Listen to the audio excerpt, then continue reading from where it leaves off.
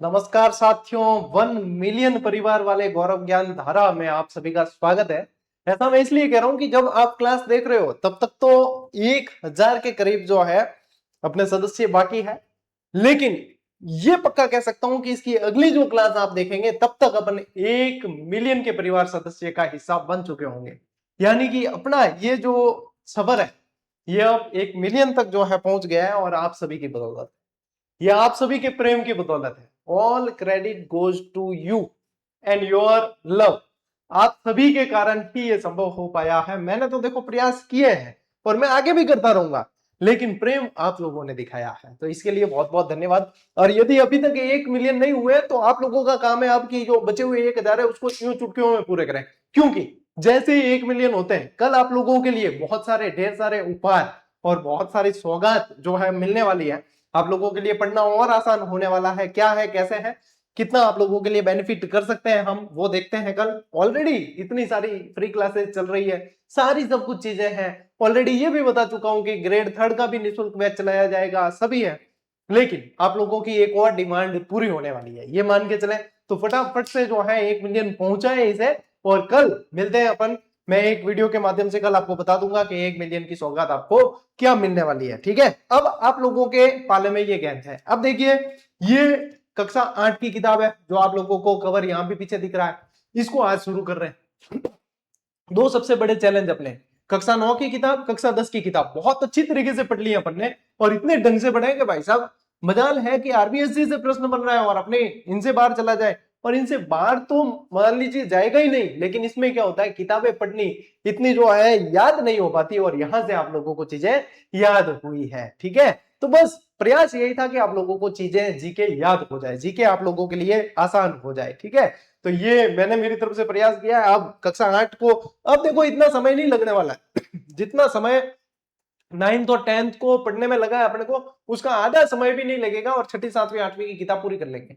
यहाँ आधे आधे घंटे के अंदर एक एक इसका चैप्टर पूरा होता जाएगा, क्योंकि इसमें अब इतने बड़े चैप्टर नहीं है। अब जैसे जैसे लोअर क्लास की तरफ जाएंगे वैसे वैसे चैप्टर छोटे हैं, चीजें आसान है, समझने में आसान है, और प्रश्न ज्यादा जो बनते हैं वो 9th और 10th की किताब से बनते हैं। ठीक है, जो अपन ने पढ़ ली है। आरबीएससी से बनने वाले 80% सवाल 9th और 10th की किताब से बनते हैं, वो अपन ने पढ़ लिए। अब 20% को अपन कवर कर रहे हैं, एक तकरीबन जो है 20-25 क्लासेस के अंदर ये भी अपन कर लेंगे, छठी 7वीं 8वीं की तीनों किताबें। ठीक है, तो आज 8वीं की किताब को शुरू करते हैं। चलिए शुरू करते हैं। देखिए, चित्रों वाली क्लास के अंदर आप लोगों का स्वागत है। और देखिए 8वीं की किताब के अंदर पहला चैप्टर भी क्या है जो अपन 10वीं की किताब के अंदर पढ़ चुके हैं। 10वीं की किताब के अंदर पहला चैप्टर जो अपन ने राजस्थान का इतिहास पढ़ा था, उसके अंत में जो दे रखा था कि भाई उत्तराधिकारी संघर्ष कैसे हुए हैं, वहां पे डिटेल दे रखी थी। यहाँ पे फिर से एक बार रिवीजन हो रहा है, यानी कि 1857 की क्रांति की पृष्ठभूमि कैसे बनी है वो चीज दे रखी है पहले चैप्टर के अंदर। तो यहाँ पे वापस एक तरीके से आप लोगों के क्या हो रहा है, दमदार रिवीजन हो रहा है। ठीक है, ये आप लोगों के एक तरीके से रिवीजन है।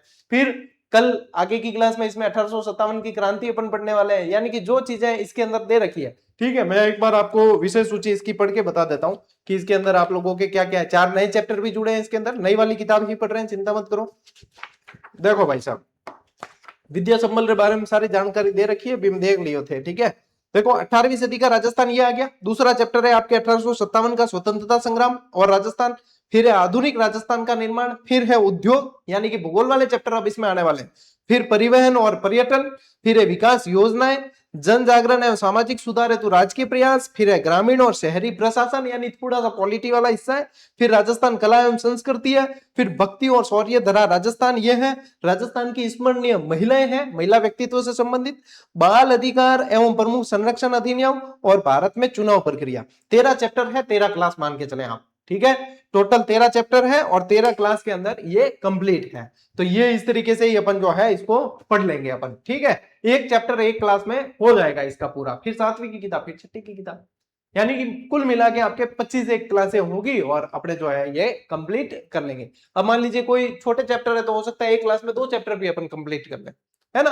कंटिन्यू रहना, नियमित रहोगे तो फायदा मिलेगा भैया। ठीक है, राजस्थान में मराठा शक्ति का प्रवेश और विस्तार। अब क्यों हुआ था मराठा शक्ति का प्रवेश? परेशान हो गए अपन, है ना। परेशान किससे हुए? मुगलों से परेशान हो गए तो मराठे आए, मराठों से परेशान हो गए तो अंग्रेज आए, और अंग्रेज आए तो 1857 की क्रांति हुई। अब मराठाओं का प्रवेश है। देखिए मराठा शक्ति को सर्वप्रथम शिवाजी ने संगठित किया था। जब औरंगजेब की शक्ति कमजोर पड़ने लगी तो शिवाजी ने जो है मराठा शक्ति को मजबूत कर लिया था। और औरंगजेब की मृत्यु के पश्चात मराठों ने उत्तर भारत में विस्तार की नीति अपनाई, जिससे वे मालवा और गुजरात पर आक्रमण करने लगे। और मराठों का मालवा और गुजरात पर आक्रमण राजस्थानी शासकों के लिए चिंता का विषय बन गया था, क्योंकि मालवा और गुजरात दोनों राजस्थान से सीमा लगाते थे। एक तरफ मालवा, एक तरफ गुजरात। मालवा यानी मध्य प्रदेश और गुजरात तो है ही, तो ये दोनों पर सीमा लगाते थे। तो अपने को पता है कि अपने पड़ोसी राज्य पे हमला हुआ है तो अगला नंबर अपना ही है। राजस्थान के लिए चिंता का विषय था। राजस्थान में सर्वप्रथम प्रवेश, ये पूछा जाएगा, मोस्ट इंपॉर्टेंट कर देना, 1711 के अंदर राजस्थान में सर्वप्रथम प्रवेश जो होता है वो मेवाड़ में होता है। उस समय बूंदी भी मेवाड़ का ही हिस्सा था, ये भी ध्यान रखें आप। देखो पेशवा बाजीराव का लक्ष्य क्या था 1720 ईस्वी में पेशवा बाजीराव ने मराठा ध्वज अटक से कटक तक फहराने का लक्ष्य निर्धारित किया, यानी कि पूरा उत्तर से लगा के और दक्षिण तक पूरा ही जो है एक छत्र कर देना। इसके बाद मराठे तेजी से उत्तरी भारत की ओर अग्रसर होने लगे, अटक से कटक तक, यानी कि पूरा ही, यहां तक देखो तो उत्तर से दक्षिण कह सकते हो या पश्चिम से पूर्व कह सकते हो आप, कि ये पूरा जो है एक छत्र करने का इनका विचार था। लीजिए स्क्रीनशॉट, चित्र देखता रहे जो मैं था कई बार केवड़ो है, चित्र ऊंची जाए याद हो जाए, आसान हो जाए। कोटा और बूंदी पर आक्रमण होता है 1726 के अंदर। कब होता है? 1726। मराठों ने कोटा और बूंदी पर आक्रमण किया। फिर खिराज देना स्वीकार किया इन्होंने 1728 में। इसके पश्चात 1728 ईस्वी में डूंगरपुर और बांसवाड़ा के शासकों ने मराठों को खिराज देना स्वीकार कर लिया। बूंदी पे आक्रमण होता है, उसके बाद में डूंगरपुर बांसवाड़ा पे भी करता है, तो यहाँ पे 1728 के अंदर ये खिराज देना स्वीकार कर लेते हैं। राजनीति में प्रथम हस्तक्षेप कब होता है? अब ये तो किया था किस लिए? धन वसूलने के लिए। राजनीति में प्रथम हस्तक्षेप बूंदी से होता है, 22 अप्रैल 1734 की बात है। मराठों ने बूंदी के शासक बुद्ध सिंह को पुनः वहां का शासक बना दिया। अब ये पूरी कहानी भैया पहली बार यदि देख रहे हो क्लास, तो कक्षा 10 की किताब के अंदर पूरा उत्तराधिकारी संघर्ष समझाया है। दलेल सिंह की भूमिका, बुद्ध सिंह की भूमिका, सब कुछ समझाया है। ठीक है, बूंदी का उत्तराधिकारी संघर्ष, जोधपुर का उत्तराधिकारी संघर्ष और जयपुर का उत्तराधिकारी संघर्ष, तीनों बहुत डिटेल में पढ़े, इसलिए यहां पे मैं डिटेल में जाकर इस क्लास को लेंदी नहीं करूंगा। ठीक है, यह मराठों का राजस्थान की राजनीति में प्रथम हस्तक्षेप था। इससे यहाँ के शासक भयभीत होने लगे और उन्होंने मराठों के विरुद्ध कोई ठोस नीति बनाने का निर्णय किया। यहाँ के शासकों को लगा क्या भाई आज बूंदी का नंबर है, कल अपना भी तो हो सकता है ना। आज ये यहाँ पे भाई हस्तक्षेप करके और यहाँ पे जो है उत्तराधिकारी चेंज कर रहे हैं, तो कल अपना नंबर भी लग सकता है। तो यहाँ पे इनको जो है राजस्थान के शासकों को लगा कि अब अपने को जो है एक नीति बना देनी चाहिए और आप लोगों को जो है एक स्क्रीनशॉट ले लेना चाहिए अभी। ठीक है, चलिए आगे बढ़ते हैं। देखिए हुडा सम्मेलन, हुडा कॉन्फ्रेंस, हुडा सम्मेलन कहाँ हुआ? भीलवाड़ा के अंदर। बार बार अपन पढ़ते हैं इस चीज को, यानी कि बार बार पूछने की संभावना है। 17 जुलाई 1734 इसकी डेट है, ये याद रखनी है आपको। मराठों की बढ़ती शक्ति को रोकने के लिए राजस्थान के राजपूत राजाओं ने ऐतिहासिक सम्मेलन का आयोजन किया। अब ये अपने को पता ही है, ठीक है, ये अपने को पता है। सवाई जय सिंह ने बुलाया था और जगत सिंह द्वितीय ने अध्यक्षता की थी, ये भी ध्यान रखें। तिथि कौन सी है? 17 जुलाई 1734। कौन सी तिथि है? 17 जुलाई 1734। स्थान हुडा जो भीलवाड़ा के अंदर पड़ता है। मेवाड़ के महाराणा जगत सिंह द्वितीय ने इस सम्मेलन की अध्यक्षता की थी। ठीक है, भाग लेने वाले कौन थे? जयपुर के सवाई जय सिंह, इन्होंने बुलाया था ये। जोधपुर के अभय सिंह, नागौर के बखत सिंह, कोटा के महाराज दुर्जन साल और इसके अलावा शासक आप लोगों को बता चुका हूं मैं कक्षा 10 में। ठीक है, ये एक तरीके से रिवीजन है। चलिए स्क्रीनशॉट लीजिए। अब देखिए यहां हुड्डा सम्मेलन के अंदर एक अहदनामा तैयार करते हैं जिसे बोलते हैं समझौता पत्र, और उसकी विफलता भी होती है।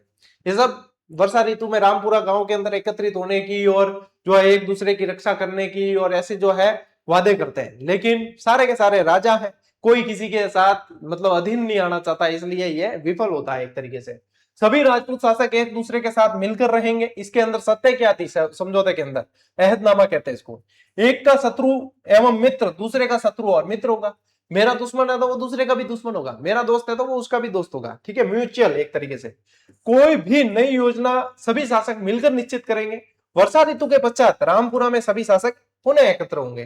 रामपुरा के अंदर ही बात करें तो मतलब एक तरीके से रामपुरा जगह फिक्स की कि यहाँ पे एकत्रित होंगे वापस अगली बार बात करने के लिए, बस कोई आई कुछ। ठीक है, हुड्डा सम्मेलन के अंदर यह अहदनामा तैयार किया गया था। विफलता का कारण क्या था? ये सभी शर्तें केवल कागज तक ही सीमित होकर रह गई, किसी भी शासक ने इसकी कोई पालना नहीं की। क्यों क्यों नहीं की? राजे थे भाई, राजे रजवाड़े, ऐसे ही किसी की बात थोड़ी मान लेंगे डायरेक्ट ही है, डायरेक्ट मान ले तो राजे रजवाड़े कैसे? तो इसलिए यहाँ पे जो है किसी ने पालना नहीं की, ये हो गया हुड्डा सम्मेलन पूरी तरीके से विफल। लीजिए भैया स्क्रीनशॉट, देखिए राजपूत शासकों में एकता का अभाव और मराठा प्रभुत्व। जब अपने अंदर एकता नहीं होगी तो दूसरा फायदा उठाएगा, ये बात जो है इतिहास से चली आ रही है। देखिए राजपूत शासक जाति, भाषा, रीति रिवाज और परंपरा की दृष्टि से समान थे, फिर भी उनमें आपसी एकता का पूर्ण अभाव था। सवाई जयसिंह की क्या भूमिका थी? आमेर के सवाई जयसिंह की उदासीनता एवं निर्णयों की अस्पष्टता, इसने अस्पष्टता ने मराठों के विरुद्ध बनाई गई नीति को पूरी तरह असफल बना दिया। इससे मराठों का राजस्थानी शासकों पर प्रभुत्व लगातार बढ़ता चला गया। मतलब सवाई जय सिंह ही क्या, बाकी सारे भी तो उदासीन ही थे, कोई ज्यादा इंटरेस्ट ले रहा नहीं था, क्योंकि सबको ऐसे लगा था अभी तक हमारे यहाँ हस्तक्षेप थोड़ी किया है तो हम ज्यादा क्यों इंटरेस्ट लें। ठीक है। माता राधाबाई की तीर्थ यात्रा 1735 के अंदर मोस्ट इंपोर्टेंट कर देना, पूछ सकते हैं कि इनको यात्रा पे क्यों भेजा और किसने भेजा।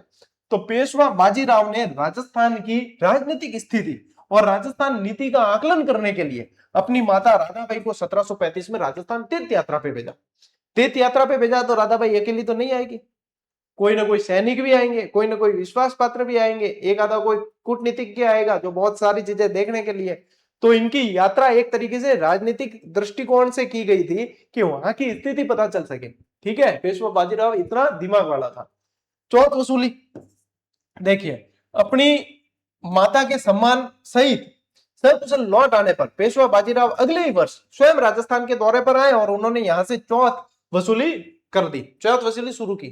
चौथ और सरदेशमुखी दो तरह के कर लेते थे मराठे। ठीक है, चौथ और सरदेशमुखी। अब यहाँ पे राधाबाई जो है सकुशल आ गई कि हाँ वहां पे तो भैया कोई किसी तरह की कोई एक परेशान करने वाले नहीं है, तो फिर पेशवा बाजीराव खुद आते हैं फिर, और आए तो टैक्स वसूल के चले गए। लो स्क्रीनशॉट। तो देखो भाई साहब, जयपुर उत्तराधिकारी संघर्ष। अब 1708 के अंदर, 1708 में क्या होता है, एक देवारी समझौता समझौता होता है, आप सभी को पता है। उदयपुर के महाराणा अमर सिंह द्वितीय की पुत्री चंद्रकुंवर बाई का विवाह सवाई जयसिंह के साथ इस शर्त पर हुआ कि मेवाड़ की राजकुमारी से उत्पन्न पुत्र ही जयपुर के सिंहासन पर बैठेगा। ठीक है। फिर बाद में क्या होता है, एक विवाह हो जाता है सवाई जयसिंह का, कहां पे, जोधपुर के अंदर। फिर एक से पुत्र उत्पन्न होता है ईश्वरी सिंह, एक से होता है माधव सिंह, फिर उत्तराधिकारी संघर्ष के बीज हो जाते हैं यहीं से। संघर्ष की शुरुआत देखो 1743 में सवाई जय सिंह की मृत्यु के बाद शर्त के अनुसार चंद्रकुंवर बाई से उत्पन्न पुत्र माधो सिंह ने अपने मामा महाराणा जगत सिंह द्वितीय के सहयोग से सवाई जय सिंह के ज्येष्ठ पुत्र ईश्वर सिंह को चुनौती दे दी।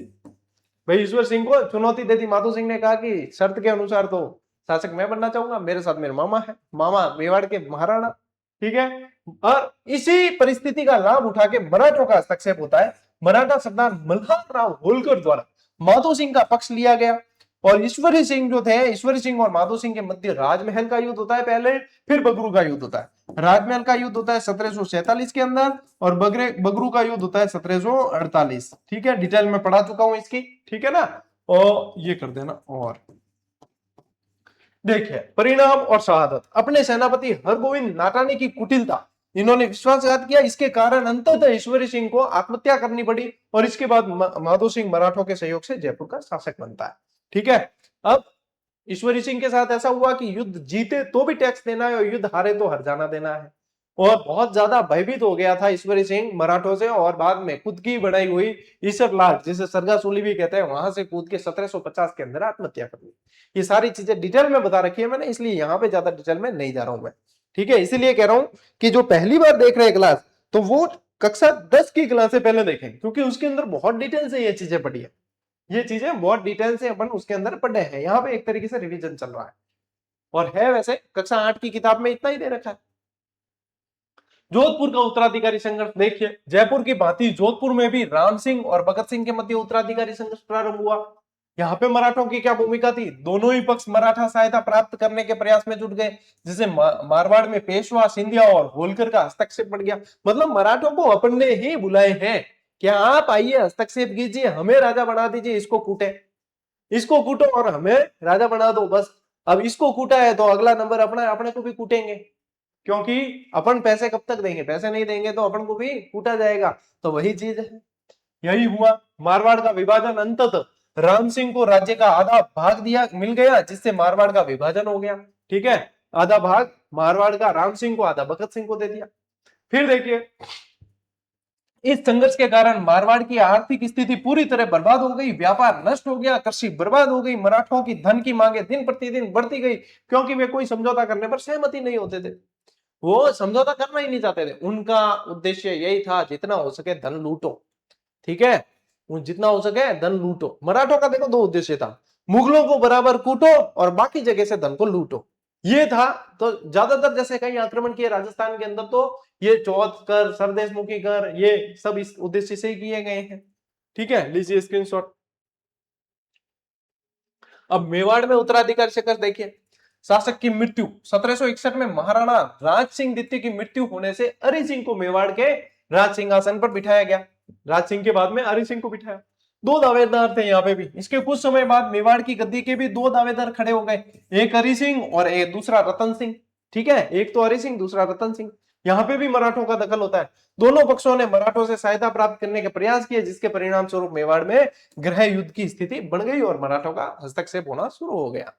ठीक है, ये मेवाड़ की स्थिति, यानी सभी जगह यही स्थिति हो रही थी। और इस स्थिति के जिम्मेदार कहीं ना कहीं अपन खुद ही थे, यानी कि अपन ने ही इनको इनवाइट किया था कि आइए और हमारे इन झगड़ों में इंटरेस्ट लीजिए। ये आपसी विवाद थे, खुद भी सुलझाए जा सकते थे, लेकिन अपन ने बुलाया किनको? मराठों को। दो बिल्लियों का रोटी को लेकर झगड़ा हो रहा था, बंदर को बुलाया न्याय के लिए, बंदर पूरी रोटी खा गया, वही बात होगी। उत्तराधिकार संघर्षों का अंतिम दुष्परिणाम देखिए, राजस्थान के शासकों के पारस्परिक वैमनस्य के कारण मराठों का हस्तक्षेप निरंतर बढ़ता रहा। पहले यहाँ की सामाजिक, सांस्कृतिक, आर्थिक और राजनीतिक प्रगति के मार्ग अवरुद्ध हो गए और विकास पूरी तरीके से रुक गया। अंग्रेजों के आगमन की पृष्ठभूमि बन जाती है भैया। फिर देखो, अब मराठों से हो गए अपन परेशान। मुगल साम्राज्य के पतन और मराठों द्वारा फैलाई गई अराजकता ने राजपूत शासकों, सामंतों और प्रजा में गहरे स्तर पर राजनीतिक, आर्थिक और सामाजिक अव्यवस्था उत्पन्न कर दी। इस विकट स्थिति के कारण राजस्थान की रियासतों का झुकाव अंग्रेजों से संधियां करने की तरफ हो गया। अब अंग्रेज आए, चार्ल्स मैडगॉफ आया, वेलेस्ली आया, तो क्या भाई साहब हम हमसे संधियां कीजिए, हम आपकी सुरक्षा करेंगे, आप जो है सिर्फ आपको तो कुछ नहीं करना, सेना का खर्चा उठा लेना, हम सुरक्षा करेंगे आपकी। तो राजा जी कह हाँ आ बात ठीक है कि मैं परेशान हूं बड़ा, तो दूसरा कोई कंधा देने वाला मिले तो अपन उसके कंधे पे सर रख के रो देते हैं, वो वाली चीज हो गई थी यहाँ पे। ठीक है, अंग्रेज आए, अंग्रेज और भी बुरे। देखो, राजपूत शासकों का और अंग्रेजों सरकार के मध्य संधिया होती है। अंग्रेजों की मंशा क्या थी? अंग्रेज अपनी शक्ति के विस्तार तथा अन्य राजनीतिक और आर्थिक लाभ प्राप्त करने के लिए राजपूत शासकों से मैत्री करने के लिए उत्सुक हो गए। ठीक है, चित्र देखते रहना। संधियों की शुरुआत, इसके परिणाम स्वरूप 1817-1818 में राजपूत शासकों ने अंग्रेज सरकारों से संधियां करनी शुरू कर दी। सर्वप्रथम 29 सितंबर 1803 को भरतपुर राज्य ने संधि कर दी। ठीक है, भरतपुर राज्य ने संधि की सर्वप्रथम। देखो, भरतपुर ने 29 सितंबर 1803 को भरतपुर राज्य ने अंग्रेजों के साथ संधि की।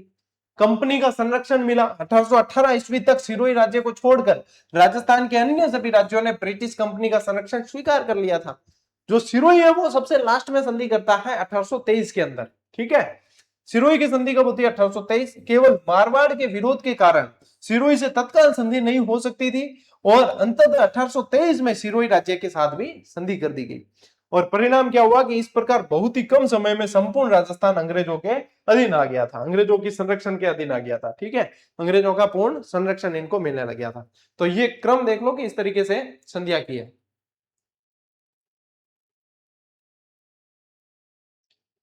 चले आगे बढ़े। अंग्रेजों के साथ हुई संधियों के दुष्परिणाम देखिए। अब शासकों की आर्थिक बदहाली। संधियों के तहत अंग्रेजों को दिए जाने वाले भारी खिराज के कारण देशी शासकों की आर्थिक स्थिति पूरी तरह खराब हो गई। अब मराठे आते थे तो चौथ और सरदेशमुखी वसूलते थे, या कोई युद्ध कर दिया तो हरजाना वसूलते थे। अब ये यहाँ पे तो भैया जितना होता था सब ले लेते थे, खिराज लेते थे, अकाल पड़ता तो भी दुगुना लगान वसूल देना पड़ेगा। पिक्चर देखिए आप लोगों ने, वही चीजें थी। आंतरिक मामलों में दखल बढ़ गया। अंग्रेजों को राजस्थान के शासकों के आंतरिक राजनीतिक और प्रशासनिक मामलों में खुलकर हस्तक्षेप करने का अवसर मिल गया। अंग्रेजों ने शासकों पर दबाव डालकर सामंतों के विशेषाधिकार तथा उनकी पारंपरिक शक्ति को नष्ट करवा दिया, जिससे सामंतों की सामाजिक और राजनीतिक प्रतिष्ठा को भारी ठेस पहुंची। ठीक है। और क्या हुआ, स्थानीय उद्योगों का विनाश हो गया, स्वदेशी व्यापार, स्थानीय उद्योग और हस्तशिल्प पूरी तरीके से नष्ट होने लगा। अंग्रेज चाहते भी ये कि यहाँ का, जैसे यहाँ का कोई उत्पाद भी है, हस्तशिल्प भी है, तो ये सारा माल भेज देते थे अपने देश, और अपने देश में बना हुआ माल यहाँ पे लाके खपत करवाना चाहते थे। यहाँ के उद्योग धंधे पूरी तरीके से चौपट हो रहे थे, क्योंकि न तो उनको मेहनताना मिल रहा था और न ढंग से उत्पाद हो पा रहा था। ईसाई मिशनरियों का प्रवेश कर गया राजस्थान में, ईसाई मिशनरियों का प्रवेश हुआ, और जो है ईसाई मिशनरी, ईसाई धर्म जो अपने पैर पसारते जा रहा था, यानी ईसाई धर्म का प्रचार प्रसार बहुत बढ़ गया था। ये सब दुष्परिणाम हुए संधियों के। ठीक है, लीजिए स्क्रीनशॉट। देखिए निष्कर्ष क्या निकलता है, निष्कर्ष ये निकलता है कि 1857 की क्रांति होती है, आधार बन जाता है किस चीज का, 1857 की क्रांति का। देखिए अंग्रेजों की इन दमनकारी आर्थिक शोषक और धार्मिक नीतियों के कारण राजस्थान की जनसाधारण और सामंतों में अंग्रेजों के प्रति तीव्र आक्रोश उत्पन्न होता है, और जनता का यही संचित असंतोष आगे चलकर 1857 के स्वतंत्रता संग्राम में परिवर्तित हो जाता है। फिर क्या होता है 1857 का संग्राम, जो पढ़ेंगे अपन अगली क्लास में। ये है 8वीं का पहला चैप्टर। मैं समझ गए हो ना, इसमें छोटे छोटे चैप्टर है। हाँ, 1857 की क्रांति वाला जो है वो थोड़ा बड़ा है, फिर वो बड़ा है। एकीकरण वगैरह बहुत बढ़िया तरीके से इसमें दे रखा है, ये देखो एकीकरण वगैरह बहुत बढ़िया तरीके से दिया है, तो आपको एकीकरण वापस पढ़ाऊंगा मैं, लेकिन ये है छोटे छोटे चैप्टर। यदि 1857 की क्रांति भी देखे तो इतना बड़ा चैप्टर नहीं है कि अपन को लगे कि हाँ भाई बहुत बड़ा है। ये भी आधे पौने घंटे का ही चैप्टर है, और ये तो 20-22 मिनट का ही चैप्टर था। अब ये हो गया पूरा। अब 1 मिलियन करो फटाफट, अपने जो है सदस्य संख्या 1 मिलियन हो जानी चाहिए परिवार की। उसके बाद में कल करते हैं आप लोगों के लिए धमाकेदार जो है अनाउंसमेंट, बढ़िया सी। ठीक है, कुछ लाभ आप लोगों को और दे देते हैं, जितना हो सकता है हमसे उतना पॉसिबल करते हैं। ठीक है, कल धमाकेदार कुछ आप लोगों के लिए काम करते हैं। 1 मिलियन हो रहा है, कोई छोटी मोटी बात थोड़ी है। ठीक है, चलिए भैया, तो आज की इस क्लास में साथियों इतना ही। अब मिलते हैं अपन अगली क्लास में, अगले सेशन में। तब तक के लिए राम राम, जय हिंद।